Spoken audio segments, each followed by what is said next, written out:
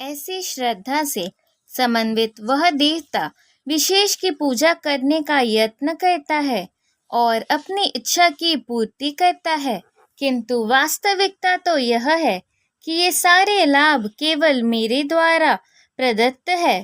तात्पर्य: देवतागण परमेश्वर की अनुमति के बिना अपने भक्तों को वर नहीं दे सकते।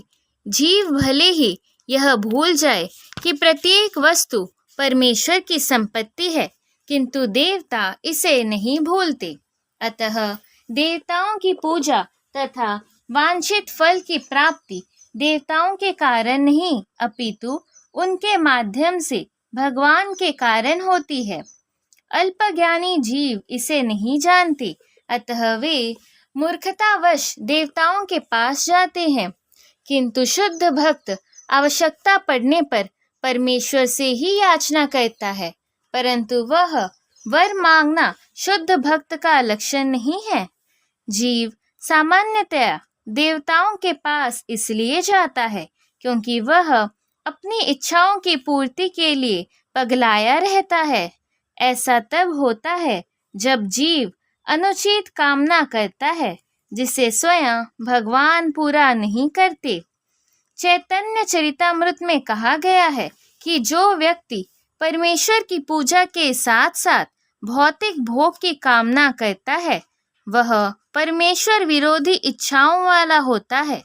परमेश्वर की भक्ति तथा देवताओं की पूजा समान स्तर पर नहीं हो सकती, क्योंकि देवताओं की पूजा भौतिक है और परमेश्वर की भक्ति नितांत आध्यात्मिक है। जो जीव भगवत धाम जाने का इच्छुक है, उसके मार्ग में भौतिक इच्छाएं बाधक है। अतः भगवान के शुद्ध भक्त को वे भौतिक लाभ नहीं प्रदान किए जाते जिनकी कामना अल्पज्ञ जीव करते रहते हैं, जिसके कारण वे परमेश्वर की भक्ति न करके देवताओं की पूजा में लगे रहते हैं। अल्प बुद्धि वाले व्यक्ति देवताओं की पूजा करते हैं और उन्हें प्राप्त होने वाले फल सीमित तथा क्षणिक होते हैं। देवताओं की पूजा करने वाले देवलोक को जाते हैं, किंतु मेरे भक्त अंततः मेरे परम धाम को प्राप्त होते हैं। तात्पर्य: भगवद गीता के कुछ भाष्यकार कहते हैं कि देवता की पूजा करने वाला व्यक्ति परमेश्वर के पास पहुंच सकता है, किंतु यहाँ यह स्पष्ट कहा गया है कि देवताओं के उपासक भिन्न लोक को जाते हैं जहाँ भिन्न देवता स्थित हैं। ठीक उसी प्रकार जिस तरह सूर्य की उपासना करने वाला सूर्य को या चंद्रमा का उपासक चंद्रमा को प्राप्त होता है, इसी प्रकार यदि कोई इंद्र जैसे देवता की पूजा करना चाहता है तो उसे पूजे जाने वाले उसी देवता का लोक प्राप्त होगा। ऐसा नहीं है कि जिस किसी भी देवता की पूजा करने से भगवान को प्राप्त किया जा सकता है। यहाँ पर इसका निषेध किया गया है, क्योंकि यह स्पष्ट कहा गया है कि देवताओं के उपासक भौतिक जगत के अन्य लोकों को जाते हैं, किंतु भगवान का भक्त भगवान के ही परम धाम को जाता है। यहाँ यह प्रश्न उठाया जा सकता है कि यदि विभिन्न देवता परमेश्वर के शरीर के विभिन्न अंग है, तो उन सब की पूजा करने से एक ही जैसा फल मिलना चाहिए, किंतु देवताओं के उपासक अल्पज्ञ होते हैं, क्योंकि वे यह नहीं जानते कि शरीर के किस अंग को भोजन दिया जाए। उनमें से कुछ इतने मूर्ख होते हैं कि वे यह दावा करते हैं कि अंग अनेक है, अतः भोजन देने के ढंग अनेक है, किंतु यह बहुत उचित नहीं है। क्या कोई कानों या आँखों से शरीर को भोजन पहुँचा सकता है? वे यह नहीं जानते कि ये देवता भगवान के विराट शरीर के विभिन्न अंग है और वे अपने अज्ञानवश यह विश्वास कर बैठते हैं कि प्रत्येक देवता पृथक ईश्वर है और तथा परमेश्वर का प्रतियोगी है। न केवल सारे देवता अपितु सामान्य जीव भी परमेश्वर के अंग अंश है। श्रीमद् भागवत में कहा गया है कि ब्राह्मण परमेश्वर के सिर है, क्षत्रिय उनकी बाहें हैं, वैश्य उनकी कटी तथा शूद्र उनके पाँव है, और इन सब के अलग अलग कार्य है। यदि कोई देवताओं को तथा अपने आप को परमेश्वर का अंश मानता है तो उसका ज्ञान पूर्ण है, किंतु यदि वह इसे नहीं समझता तो उसे भिन्न लोकों की प्राप्ति होती है, जहाँ देवतागण निवास करते हैं। यह वह गंतव्य नहीं है जहाँ भक्तगण जाते हैं।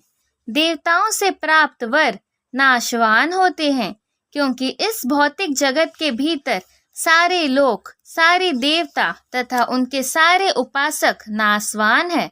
अतः इस श्लोक में स्पष्ट कहा गया है कि ऐसे देवताओं की उपासना से प्राप्त होने वाले सारे फल नाशवान होते हैं।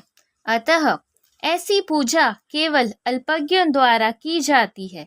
चूंकि परमेश्वर की भक्ति में, कृष्ण भावनामृत में संलग्न व्यक्ति ज्ञान से पूर्ण दिव्य आनंदमय लोक की प्राप्ति करता है, अतः उसकी तथा देवताओं के सामान्य उपासक की उपलब्धियां पृथक पृथक होती है।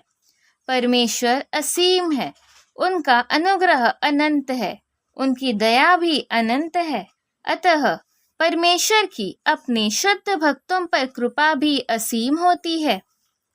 बुद्धिहीन मनुष्य मुझको ठीक से न जानने के कारण सोचते हैं कि मैं, भगवान कृष्ण, पहले निराकार था और अब मैंने इस स्वरूप को धारण किया है। वे अपने अल्प ज्ञान के कारण मेरी अविनाशी तथा सर्वोच्च प्रकृति को नहीं जान पाते। तात्पर्य: देवताओं के उपासकों को अल्पज्ञ कहा जा चुका है और इस श्लोक में निर्विशेषवादियों को भी अल्पज्ञ कहा गया है।